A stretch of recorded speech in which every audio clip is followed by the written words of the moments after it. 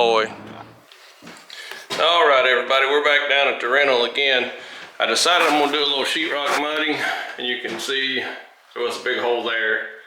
And I did a little bit, and I'll let it dry, and then I'll finish that spot up. Did some there, some of the corner walls, hit some little nicks on the wall, did that section there. Up there was a bad spot, some holes in the wall and skin up spots, and this stuff here, that corner. Again, kind of just do some scattered spots with the sheetrock mud. And then this corner, right there. So gotta let that dry, that corner. And I know it's hard to see in there. But I think all the ceilings, there's a seam, that crack right here. I'm gonna actually run some caulk in that and then touch it up when I go start cutting in all the primer. And then this room, I still have some work to do on the ceiling. Slowly going, but I mean, it's one of those where I can't get any faster than what I can do between just myself and back and forth to the shop. I still have to wash these walls down, those two, and behind over to where that door is leaning up. I have to wash from there all the way to here. Fix the floor, close it back up. I'm lying. We have to still fix the air conditioning lines. But once we get it level and go through mud all this and sand it and get all that ready, we can actually paint all the walls too. So we can actually start cutting in the actual paint color. And then once we get the paint color cut in and rolled, I mean, it literally, if we have the heat and air finished by then, it's just floor covering and cabinets, because I still got to go through all the cabinets. There's a lot left. A lot. But anyway, that's where I'm at on the rental. It's moving forward all the time. Well, all the time that I'm still trying to work at the shop too, and I've got some projects going. I've got my G35. I got to change the clutch out. There's a clutch line. The parts hadn't come in for that. The 335, I'm waiting on the parts to come in for that. And once that stuff comes in, those cars should be pretty much done. But my Dodge, I've got a power steering leak on my Dodge, so I've not been driving my Dodge, my diesel truck. So I have to fix that still. And then I gotta drag some cars to the junkyard and get them out of my face. And then we gotta finish the Subaru. It's hard to keep up. And then I have another rental after this one that I've got to start on somewhere in the course of all this too. So, all right, hang in there. Here we go, lots to do. All right, so the living room in the rental, I did see some spots. So what I decided to do, I actually had to get some more of the kilts. I use the kilts 2 as a primer if I can't actually use a primer. Well, the kilts 2 covers a little more than a regular primer. I use it's a PVA primer, it's called, and it's super thin. It's like rolling on water, but it'll actually cover really, really good. It surprises how good it actually will cover. It's made to be sprayed on, but it's super, super cheap. It's PVA primer or something like that, and it comes in like a gray 5-gallon bucket. I don't know if that's the name, but it says PVA. But anyway, kilts is probably, for a 5-gallon, it's probably twice as expensive as the PVA primer. And I use the PVA primer, and it covers like, I mean, it really, really covers good. But the kilts, for this application, it generally would cover better than that PVA primer, but it's not quite good enough either. So I did have to run a second coat in here, and I put it on thick, thick, thick. So that second coat, you can see it's dripping all over the floors. But I put my second coat on, and it's thick. So I end up using a 3/4 thick roller nap, and it holds a lot more paint. I think the kitchen, I think we're going to call that painted. We'll have to cut it in, you know, where it meets the wall. But I think that's going to be it. We'll have to drop the light fixtures and do those too, but we'll do that when we cut in the walls. This ceiling, I've not done it yet. I actually run out of primer the other day, and so I'm going to have to do some more work on this ceiling. I don't think I'll have to tear any of it out. I think I can actually remedy the issue at least decent for a rental. So I'm gonna go ahead and put my first coat on because I expect to have to paint 2 coats in there too. And while I've got the paint out, hit the first coat and then go back and kind of make adjustments on the ceiling. I've got to like push it up and reattach some of it, sections of it. I think it'll be okay. I have to push up on it and run some screws in it, but that should be good. I think that ceiling's okay too. I don't think any of them's like loose or anything. They're super tight. I've pushed on them, pulled on them. They're not going to go anywhere.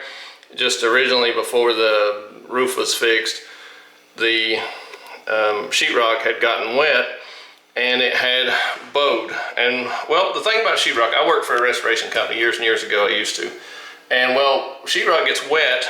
You can form it when it gets wet. Well, when it gets wet, it will actually bow down. You will actually see a bow in it. Then it dries, it's gonna have that bow in it when it dries. When it's wet, where people mess up is start poking at it. Hey, look, it's dripping, and poking holes all in it. Now you may want to poke a hole and let it drain, you know, to get the moisture out from the attic or whatever. But once it dries, remove the insulation off the top of it because you don't want to leave it. So change the insulation and the sheetrock, just push it back up, and you may even actually have to wet it, which is why I'm going to paint it, because I've got some screws in it pulling it up tight. Well, when I paint it, it's going to be wetting it again, and it's actually going to pull back up just a little bit. And I'll add a few screws as it sits, and the moisture will cause it to be able to flex, and it'll pull it up a little bit. So I'm going to put that first coat on and try to manipulate it in a fashion to where it will try to push back up a little bit in the bow that I've got in it. It's 2-foot centers on the rafters, and I think it's 16-inch now, but when these houses were originally built, I think it was 2-foot centers, which is, you know, if you take the sheetrock out, you don't have to go back 2-foot or 16-inch centers by code. But if you take one of the rafters out, you have to go back 16-inch centers. So if you take the actual rafter apart, you have to go back in, you know, 16-inch. And what center is the center to center of each rafter. So if I end up having to take some sheetrock out, that's fine. All I have to do is fix the patch, and the rest of the ceiling will be painted, and I'll just have to blend it in. So once I get that ceiling painted, I'm going to finish priming the walls and then start cutting the ceilings in, and most of the walls are ready to paint. That back bedroom, the laundry room, and the bathroom can all be painted to a point, all but just like little sections. But once that's done, I mean just like one corner or two, paint the whole room except for cutting in that little area. Once that's done, we actually get some color on the walls and put our first coat on. We'll probably have to put 2 coats on everything because of the nastiness in this house. But we'll get the first coat on and cut in what we can.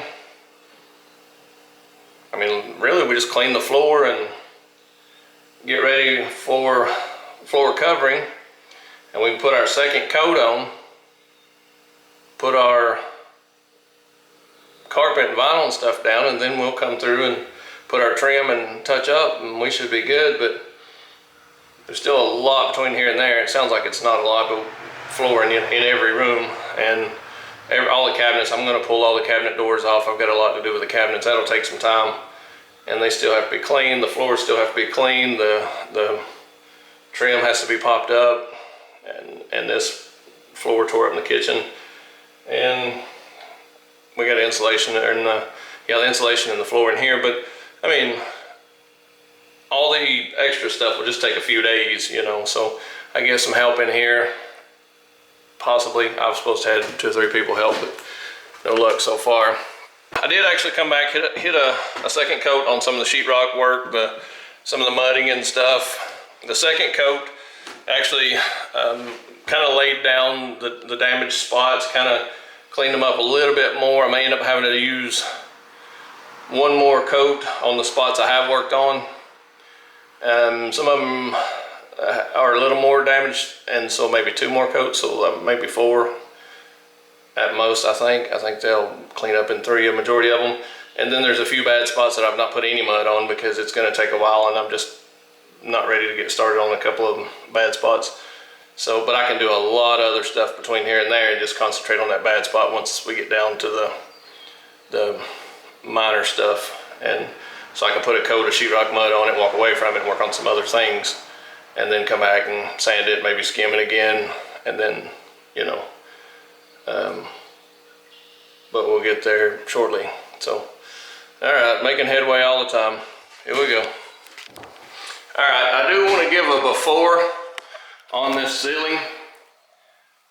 It's the lighting, you can see the discoloration, and there's screws that I've put in to pull up some of that sheetrock, and then I'm screwing them that way to pull this bow in. Once I wet everything, it'll make its way up a little better. But I'm going ahead and putting the first coat on,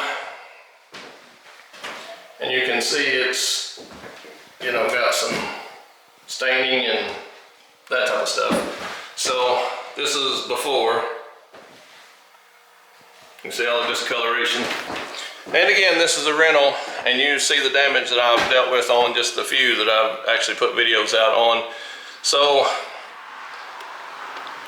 ideally, we take that whole ceiling out and rehang that whole piece of sheetrock and make sure there's no issues or whatever. But it's a rental, and honestly, this will blow your mind that I'll paint this house top to bottom,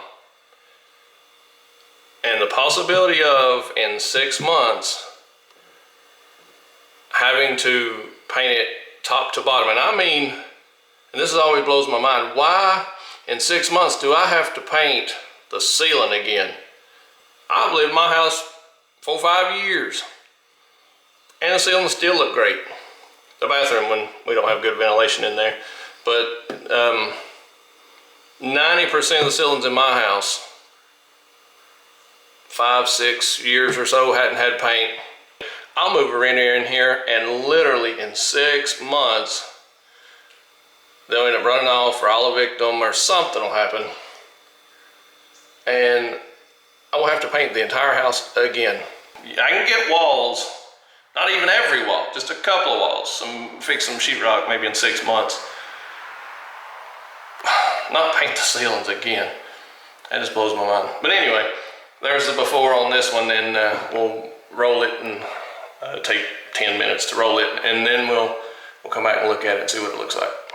All right, so again, I'm rolling it on super, super thick, so I don't have to do more than just 2 coats because it's stained pretty bad. But this will just give you a glimpse of the transition from the old to the new. That's the new, this is the old. And like I said, I'm putting it on pretty thick. And once we get all the way done, we'll look at it, but that's the difference. And again, this is the kilts too.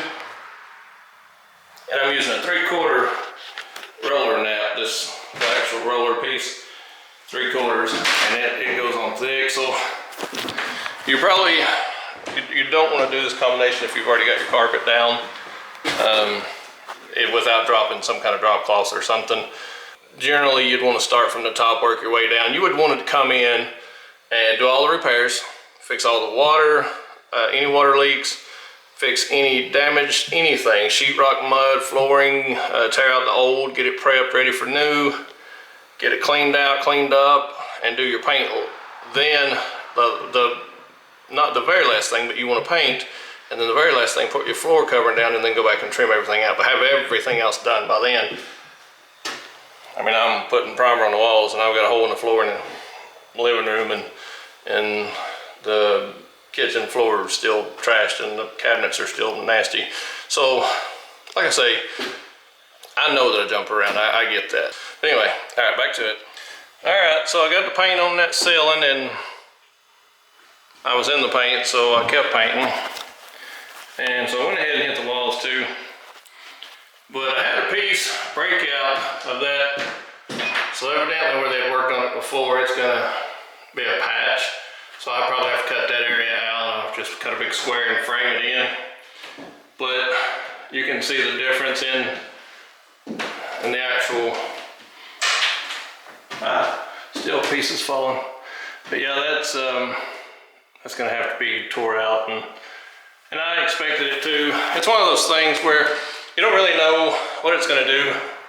I was gonna get it wet and try to push, but where it's already so damaged. And I don't know if you've seen in an earlier video, there was a white patch like right there. And like somebody already tried to do something to it, and evidently it's so bad now I'm just gonna have to cut this area out and redo it, which it's okay. It ain't better do it now than when I get a renter in here and have to worry about it, you know. So, all right, I'm gonna continue on. I think I'm gonna go ahead and just keep rolling the paint on the walls and try to get all that, at least one coat on everything, and then get ready to start doing my patch and some stuff like that. So, all right, here we go. Put a little bit of a coat on the flat surfaces on the cabinets. While I was rolling, I actually used the roller. That room's still drying. Went ahead and primed this, all except for I have to sand there and there. And so that stuff's still got to work on it and by that window. So this room, same thing. I got a prime or a sand there. I have to mud there, but I'm gonna wait till I lift that wall to do that spot above that. And this, I just like test one right there. Just made a little spot and tried it. Yeah, so I'm gonna cut in the top, and I probably can be ready for paint next time I come down here. I did go ahead and paint this, or prime it rather. Same thing, I got a repair there. I need to put the fixture and stuff back on the water. I got that leak fixed. So, all right, we're gonna get started and maybe start cutting some in before I run out of paint, and we'll see what we're done with at the end of the day. All right, so that's the end of the day for me. Where I got is this room here. So like when you first come in the house, when you first come in through the front door right there, and you make this right, this was the bedroom. It was so nasty. I've got it, it's ready for paint, except for that repair and that repair. The bathroom, we got this repair. Other than that, this room's ready to paint. This big room, to be ready to paint. I've got that repair, that one there, that one over there, and that whole top. So I can paint this wall probably, wall to wall. Yeah, I think I'm pretty good there. We're gonna lift this wall up. Once this wall gets lifted up, I'll kind of decide what I want to do here. This wall, we can paint it all the way. That facing is gonna have to be replaced, so don't worry about it so much. And then this thing, I've got to replace both of those. I'm going to go ahead and paint that wall. That wall can be painted up to the cabinets. I could actually paint it all the way around, except for up there, there's a problem I got to work on. The laundry room, it's ready to be painted. We will need to pull the water heater to get behind it, or slide it out or something, but gotta deal with that. There's a patch or repair over there that needs to be sanded and touched up. So this room, I gotta deal with that ceiling. Pushed up on it, I'm gonna have to cut it out. It's not wanting to go, and I don't want to get it too wet and it start falling. That way I can control it if I take it out. And so if we cut in this ceiling to the wall, we could actually paint this wall. But again, there's a seam right there that's open. I want to lift that center wall up before I get into this, but I could paint this wall probably, and this wall, and that short wall. But I'm pretty close to being able to paint most everything. There's a few, like I say, once I come through and hit all the sheetrock repairs, sand them a little bit, and just kind of a thing on sanding sheetrock. What I've noticed is a lot of people will over sand. They will actually sand too much down. So what I will do is I'll throw a coat or two on it, kind of hit the high spots when I sand after usually the second coat, if it's end up having to put a lot of mud in it, because it actually shrinks. So I'll kind of build it up, level it out, and then it'll shrink. Then you go back second time, build it up, level it out. Generally 2 to 3 times, usually. Very rarely do you just get it one, unless you know how to build it up and then let it dry or something. I did actually start on the cabinets, painting some of that. I did some flat surfaces and stuff. I actually took my roller and hit all the flat surfaces and went back with my brush to make sure I didn't have any runs or anything. I'm actually gonna have to go get some more kilts. I had a little bit in another bucket from a different job that I had found and brought it today. So I've been through 2 and probably a quarter to sold, probably 10, 11 and a half, 12 gallons of kilts so far. And honestly, the living room could probably use a 3rd coat. I don't know that stuff's actually even gonna cover. Maybe I should have used the oil base, or might have scraped it, I don't know. And it sounds bad, and people think, once you start getting this mentality as a landlord, once you say stuff like, well, it's just a rental, people look down on that attitude. But the thing is, I started out 100%. I started out being that go that extra mile landlord. I started out brand new carpet, wall to wall. I made sure everything was perfect in the first rental I got.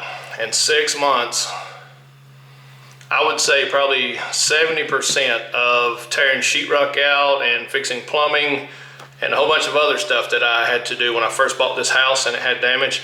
I had to do probably 70% of that work again it was just one woman and like a dog in 6 months. And the carpet was absolutely trashed. I had to paint every stitch of everything, had to tear it, had a 1 bathroom, 1.5 bathroom. So I had an upstairs half bath. Well, she was only heating one bedroom and the pipes frozen busted. Well, the pipes were frozen busted when I first got the place. And so she was just heating that. She got behind on her bills and she had fixed income.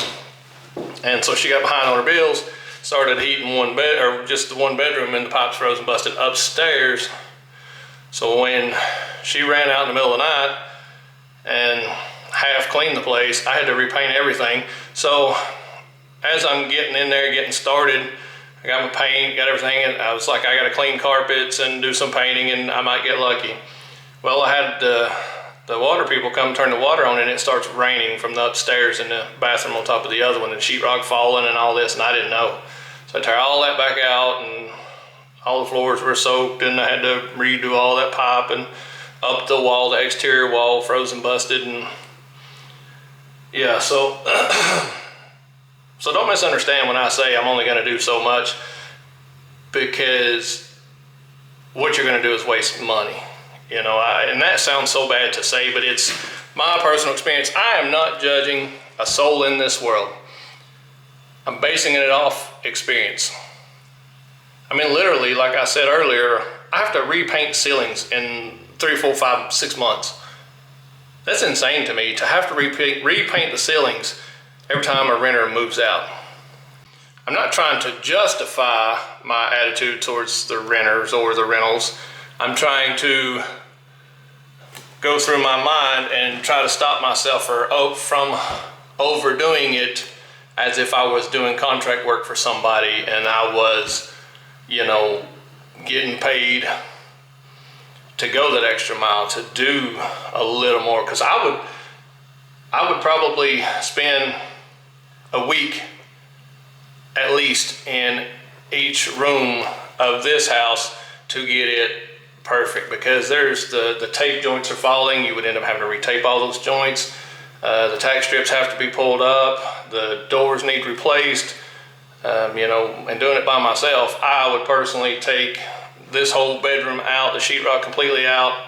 I would probably drop 16-inch centers so that ceiling, you don't ever have to deal with that problem, because it's got a new roof on it and new gutters and stuff, except for the ones hanging. I don't know what that's about. I need to fix that too. But I'm not gonna rent something that's unsafe. You know, I wouldn't let somebody rent something that, you know, had a bunch of mold or floors falling in and all this stuff. I'm not gonna do that.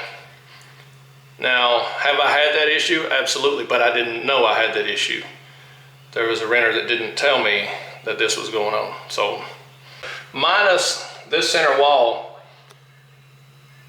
as long as all the sheetrock mud sands down good and I just gotta put a real fine skim coat on it, 2 days I could actually be painted everything in this house, I think, by myself in 2 days, two 12-hour days.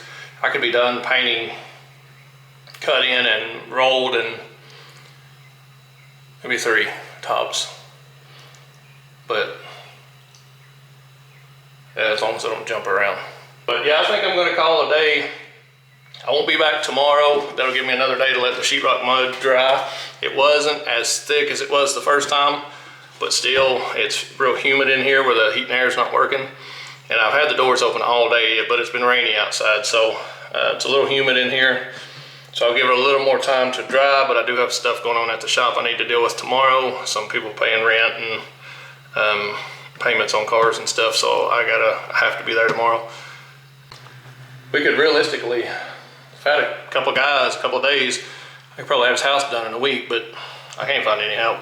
Who wants to work? People owe me money. I've asked them to work some of the money off. Hey, you know, come down here and work off car payment or something, you know, whatever. But wait, yeah, it ain't working. Anyway, I'm just rambling on now, but that's what I got. That's where I'm at. Probably see you at the shop tomorrow. All right, guys, thanks for watching our video. Hey, if you will, hit the subscribe button. The subscribe button will allow you, so that'll give you the option to hit the little bell, and that'll give you a notification that we've posted another video. If any of this stuff, this content interests you, or if you just watch it because you got nothing else to do, however, whatever, that's fine.